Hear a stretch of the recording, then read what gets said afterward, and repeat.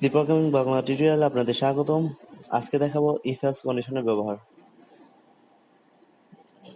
প্রথমে slash include stdio into main, আগের মতোই। আজকে দেখাবো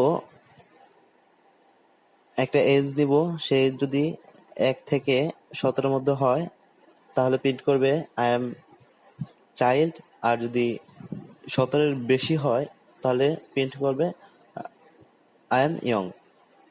সো প্রথমে ইন্ট এজটা নিব স্ক্যানএফ এর মাধ্যমে। প্রিন্টএফ ইন্টার এজ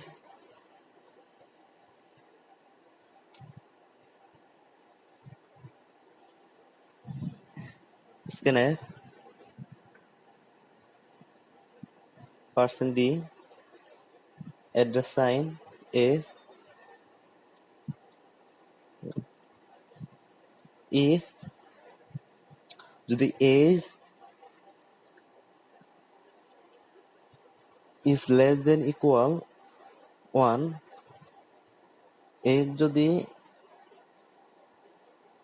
না age is greater than equal, age যদি 1 এর থেকে বেশি হয়, address sign দুইটা, এটা হলো and এর চিহ্ন, and এবং age is less than equal 17, এর যদি 1 থেকে 17 এর মধ্যে হয় তাহলে এই কন্ডিশন যদি ট্রু হয় তাহলে প্রিন্ট করবে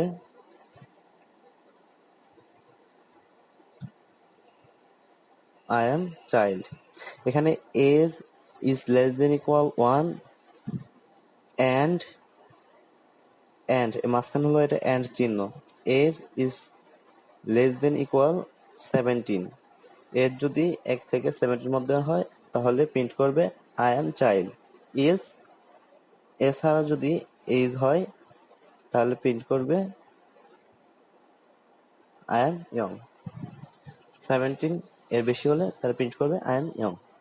ওকে,